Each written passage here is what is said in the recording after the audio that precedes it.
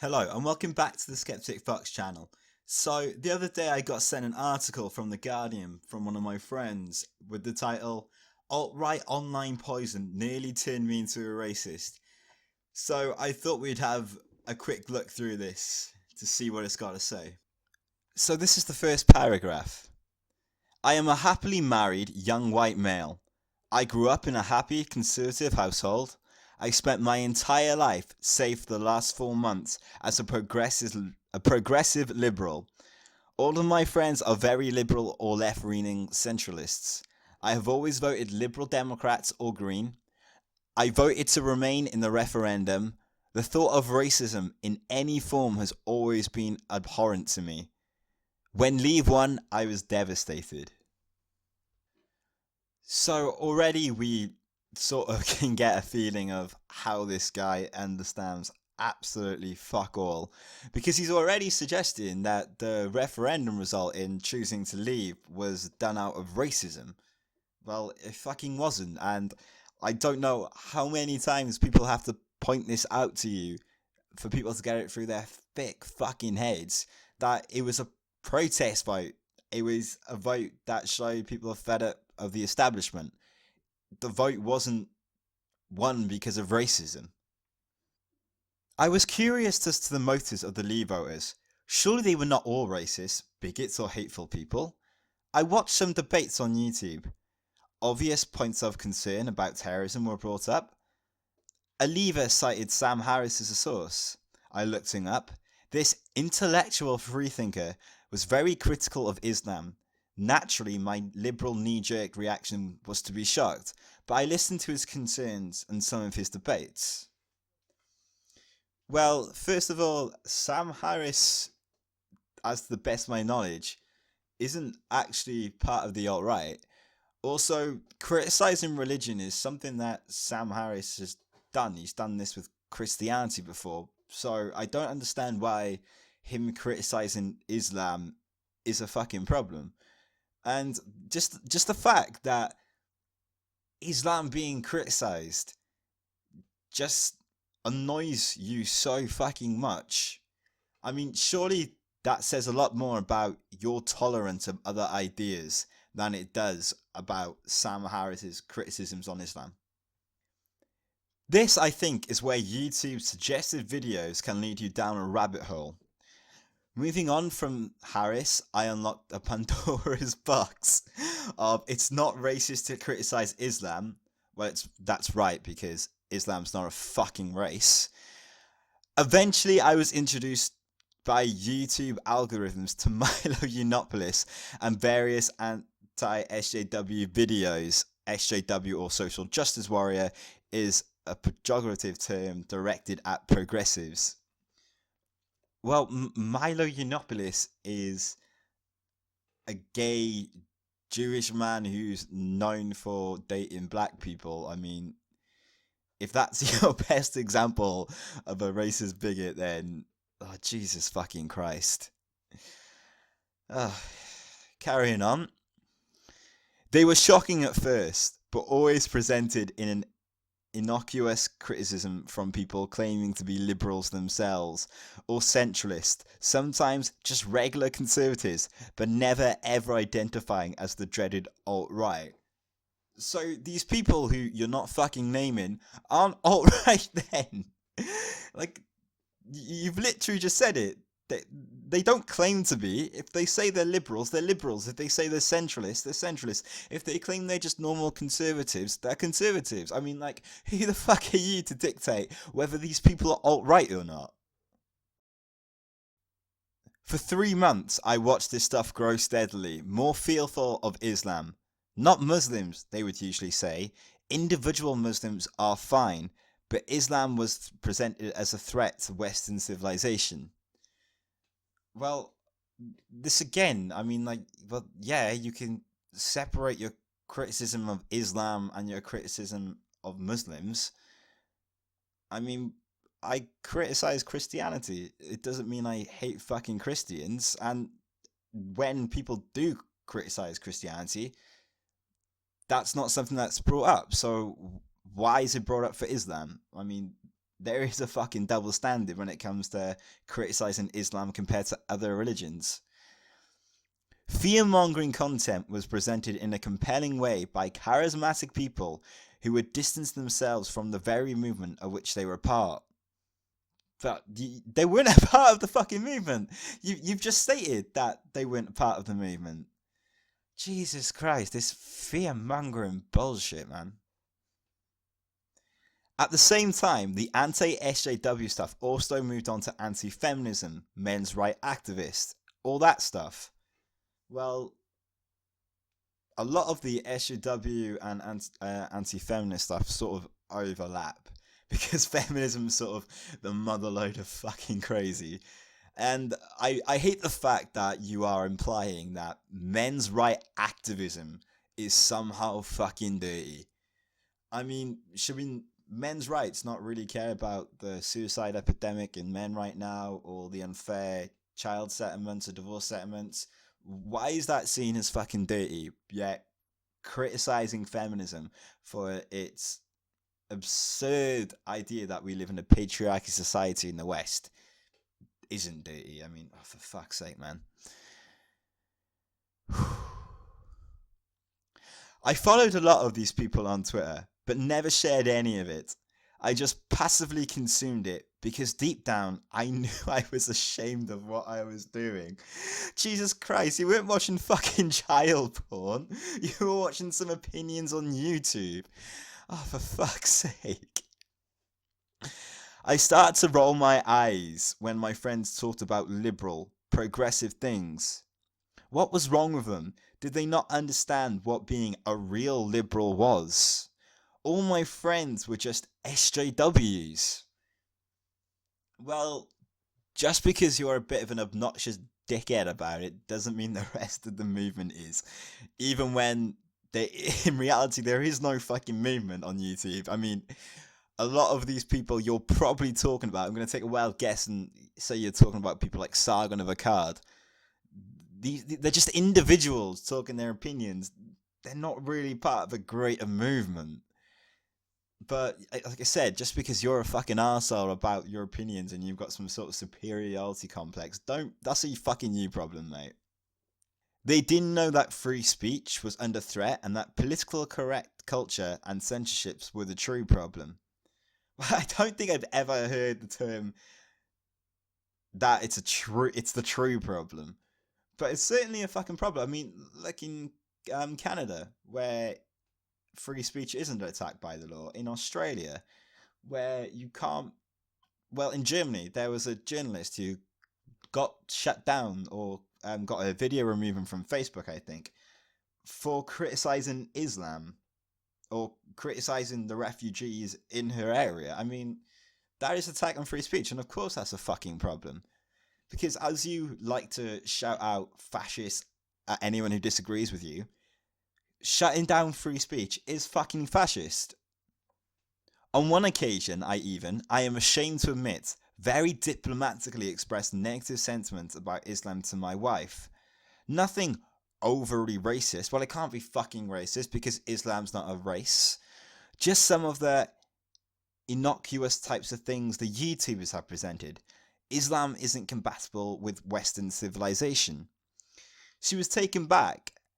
Isn't that a bit right-wing?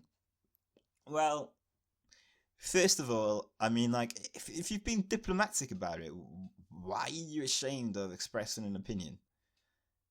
I mean, you said diplomatic, so you weren't forcing it down people's throats. You weren't being dogmatic about it. That's how debates go, so that's just fucking retarded. And, like, Islam being compatible with Western civilization... I mean, you just look to the refugee crisis on the continent. You look to places like Germany, Sweden, Switzerland. I mean, whether you think it is compatible or not, you have to acknowledge that there is a fucking problem with the way that integration is being done at the very least. And I don't think that should be that fucking controversial to say. I justified it. Well, I'm more left-leaning than centralist. PC culture has gone too far. You're right, it has gone too far. We should be able to discuss these things without shutting down the conversation by calling people racist or bigots. The indoctrination was complete.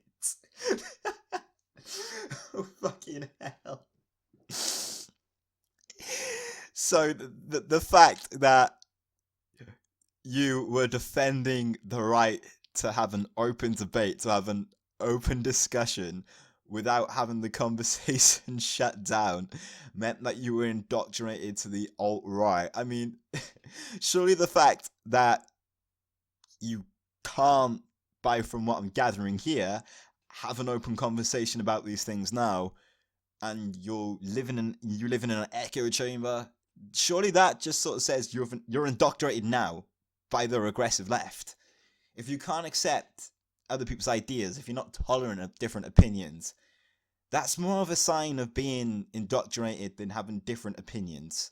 About a week before the US election, I heard one of these YouTubers use the phrase red pill, a term from The Matrix, in reference to people being awakened to the truth about the world and SJWs. Suddenly I thought, this is exactly like a cult. What am I doing? I'm turning into an arsehole. I hate to break it to you. I mean, like, you probably were an arsehole before this.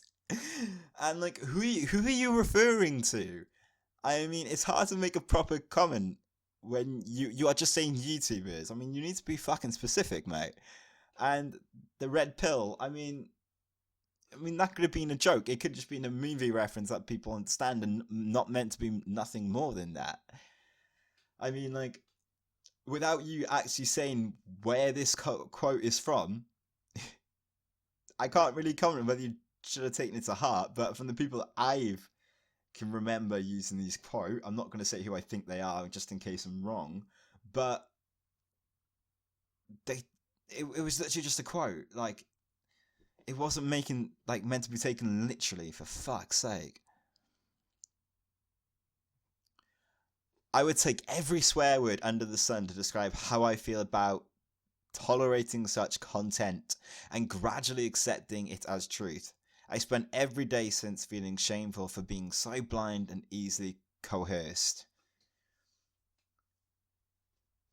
What? Like, you feel bad about being tolerant of different opinions.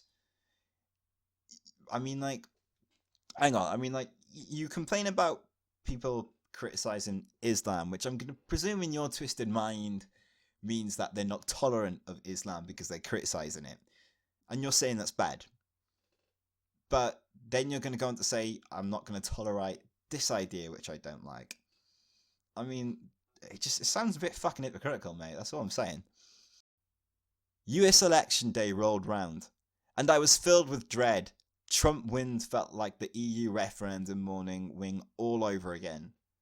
Magnified by 100. Well, that's because it was exactly like the fucking EU referendum result, because it was people voting against the establishment and the left not really understanding why they fucking lost and continuing to use the same mistakes that you are using in these articles by throwing buzzwords around and basically telling everyone who disagrees with you that they're a fucking awful person. It hit me like a ton of bricks. Online radicalization of young white men, it's here, it's serious, and I was lucky to be able to snap out of it when I did. And if I can get somebody like me to swallow it, a lifelong liberal, oh god, fucking hell, get your head out your own fucking ass, mate. I can't imagine the damage it's doing overall. Well, most of us are capable of thinking for our fucking selves, and I'm not so easily convinced that, oh shit, a different opinion to mine, that's the alt-right, that's racist, and I should whip myself for the sins of actually tolerating ideas for 4 months. It seems so subtle. At no point did I think my casual growing Islamophobia was genuine racism. Islam is not a fucking race. I mean, at most you can say xenophobic, but even then, criticizing Islam is not the same as being xenophobic. I mean, you look at the amount of terrorism that's been going on. You look at the problems, as I said earlier, that Germany, Switzerland, and Sweden are having. I mean, how is being fearful of that irrational. It's fucking not irrational. Oh, Jesus fucking Christ. The good news for me is that my journey towards the alt-right was mercifully brief. I never wanted to harm or abuse anybody verbally. It was all very, very low level. Oh, fuck me. Sounds like we got a fucking beta on our hands. A creeping fear of bigotry that I won't let infest me again. See, it's this type of overdramatic hypersensitivity which has made the left so intolerant, just so insufferable to deal with. And I say that as someone who considers themselves, although he'd probably call me fucking alt-right, liberal. And I hate the fact that I'm criticizing the left more than I am the right, because it means that the side I identify more with has more fucking problems with it, and we haven't got our act together, and we're not gonna be able to do any good for a long fucking time. Jesus Christ.